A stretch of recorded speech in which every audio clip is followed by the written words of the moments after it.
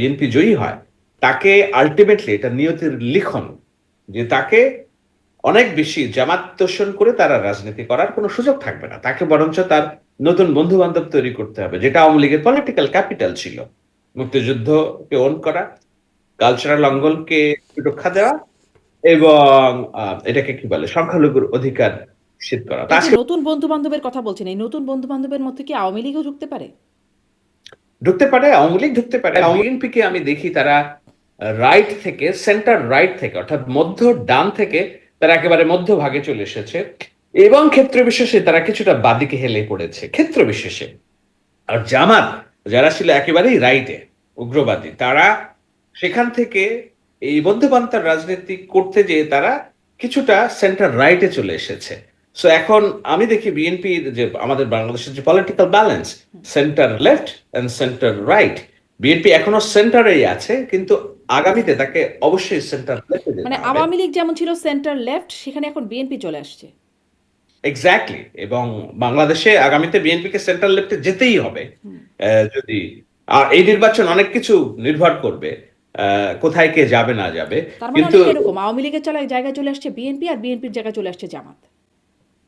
এরকম ভাবেও আমি বলতে চাই না, কারণ আওয়ামী লীগের জায়গায় বিএনপি, আবার বিএনপির জায়গায় জামাত। দেখুন জামাতের যে রাজনীতি, এই জামাতের রাজনীতি তো নিষ্কলুষ রাজনীতি না, তাই না? বাংলাদেশ রাষ্ট্রের জন্মলগ্নে তাদের দোষ আছে, এটা তো বিএনপির নাই, এটা তো আওয়ামী লীগের নাই। সুতরাং মিলানো যাবে না। জামাত চেষ্টা করছে। এখন একটা কথা আছে, বাদর যদি মানুষের পোশাক পরে তাহলে বাদরই লাগে, তারে মানুষ লাগে না। এমন না যে বাদর যদি মানুষের পোশাক পরে তাহলে মানুষের মতো লাগবে, তাহলে বাদরই লাগবে। তো এখন কেউ যদি মানুষের পোশাক পরার চেষ্টা করে, সেন্টারে আসার চেষ্টা করে, সে কি সেন্টার হবে? নাকি সে তার ওই চরিত্রটাই থাকবে? ইটস এ বিগ ডিসিশন না, বাংলাদেশের সত্যিকার মানে অর্থে। বিএনপি যদি সেন্টার রাইট থেকে সে একটু সেন্টার লেফটের দিকেই ঝুঁকে পড়তে পারে, তাহলে জামাত কেন ফুল রাইট থেকে সেন্টার রাইটে, আপনিও বলছিলেন ঝুঁকে গেছে, তো সেটি কেন তারা পারবে না? সেটি তো তারা পারছেই। সেটা তো চেষ্টা করছে তারা, which is good for politics. কিন্তু আপনি আপত্তি করবো, আমি আপত্তি করবো ওই জায়গায় যে বিএনপি তাহলে আওয়ামী লীগের জায়গা দখল করলো কিনা। নো, আপনি বিএনপির ধরুন, বিএনপির সবচেয়ে বড় বিষয় যেটা হলো বাংলাদেশি জাতীয়তাবাদ এবং মুসলিম জাতীয়তাবাদ, হ্যাঁ, যেটা তারা ধারণ করে, সেটা করতে যে অনেক ডান বাম রাজাকার সবার সাথে তারা সম্পর্ক করেছে। এখনো কি বিএনপির ভেতরে ডান রাজনীতিবিদ নেই? আপনি সালাউদ্দিন কাদের চৌধুরী, হুমাম কাদের চৌধুরীকে কি ডান বলবেন না? আপনি এ ধরনের আরো আমি অনেক নেতার নাম বলতে পারি। ইভেন তারেক রহমানের সাথে যারা পলিসি নির্মাণ করছেন এদের ভিতরেও অনেক ডান লোকজন আছেন। তো এটা নিয়েই তো দেশ চলে। সুতরাং আমি আওয়ামী লীগের সাথে মিলাতে চাই না। তবে হ্যাঁ, এই নির্বাচনের আগে যতটা বিএনপি আছে, নির্বাচনের পরে তাকে রাজনৈতিক কারণে, কারণ তার যদি দেশ পরিচালনা করতে হয়, তাকে স্টেবল রাজনীতি রাখতে হবে।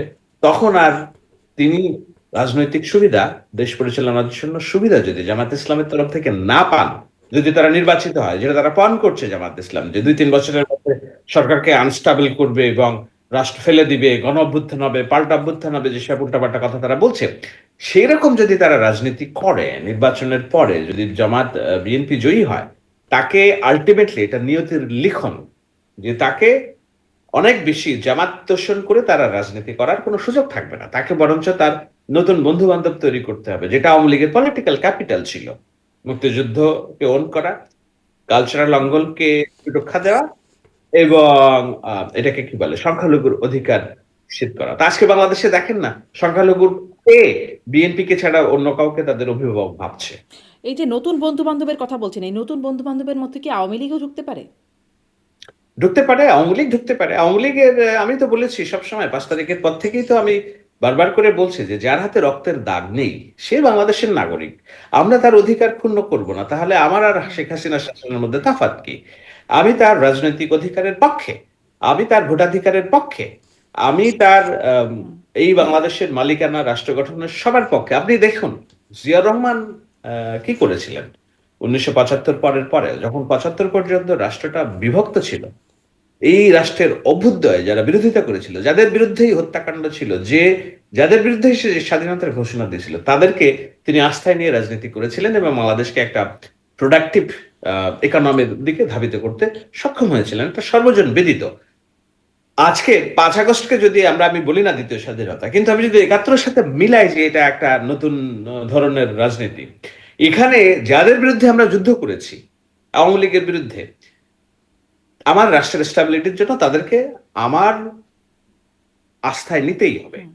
এটাকে আমি এ এই কোনো আমি মনে করি না যে এখানে আবেগের কোনো বিষয়। That's reality. এখন কতখানি আপনি তাদেরকে আস্থায় নিবেন। যার হাতে রক্তের দাগ আছে তাকে ফাঁসি দেন।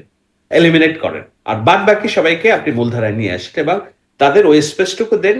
যদি তারা নিজের নামে পলিটিক্স নাও করতে পারে, অন্য নামে পলিটিক্স করুক। কিন্তু তারা তাদের হুম। পলিটিক্সটা এই পলিসি কি যখন ৪ দলীয় জোট গঠন করে তখনও ছিল যে যার হাতে রক্তের দাগ আছে তাকে এলিমিনেট করেন, যাদের নাই তাদের সাথে শুধু মানে জামাতের তাদের সাথে করেন যাদের সাথে রক্তের দাগ নাই বা যাদের হাতে গণহত্যার অভিযোগ নেই। কাদের কথা বলছেন? বিএনপি করেছিল কিনা বিএনপি এটা, করেছিল তাই? কিনা? মানে এইটা যখন এখন ঘটছে এটা কি তখনও ভেবেছিল কিনা? না, তখন মনে হয় নাই। কারণ তখনকার পরিস্থিতি একরকম ছিল। আর ৫ তারিখের পরে তো আমরা নতুন হুম। পরিস্থিতিতে উদয় হয়েছি, তাই না? এখন যে ধরনের সরকার রাষ্ট্র পরিচালিত হচ্ছে, সবকিছুই একটা নতুন ধরনের আ বিষয় এবং সেখানে অনেক কিছুই হচ্ছে যেগুলা আগে কোনদিন হয়নি। সুতরাং আমি আমি মনে করি যে যদি আ এ একটা বি আওয়ামী লীগের কর্মী সমর্থক কিংবা আওয়ামী লীগের পলিটিক্যাল ক্যাপিটাল কে ওন করে যেসব জনগোষ্ঠী, বললাম তো হুম। সংখ্যালঘু, সাংস্কৃতিক হুম। স্বাধীনতা এবং প্রো 71 তা আপনি দেখেন ফজলুর রহমানের মতো ব্যক্তিকে বিএনপির রাইটিস্টরা একেবারে শুইয়ে মাটিতে পুঁতে ফেলার চেষ্টা করছে। সেখানে তাকে নমিনেশন দেওয়া হয়েছে। শুধু তাই না, আরো অনেক এরকম বর্ষিয়ান নেতাকে নমিনেশন দেওয়া হয়েছে। So it's a big message for the ownership of 71. মুক আ আপনার এটাকে কি বলে? যেইভাবে হিন্দুদের প্রোটেকশন এর জন্য তারা কাজ করছে, বা নানা রকম কমিটিতে তাদেরকে it's a big message for সংখ্যালঘু প্রোটেকশন। এখন যেটা দরকার কালচারাল আ আ প্রোটেকশন এর জন্য বিএনপিকে আরো একটু ভূমিকা রাখা উচিত বলে আমি মনে করি। আ গত ১ টা ১.৫ বছর গেল বিএনপি একটা সাংস্কৃতিক বলয় গড়ে তুলতে পারল না। কালচারাল বলয় গড়ে তুলতে পারল না। এখানে তাদের মারাত্মক ফেইলিউর আছে।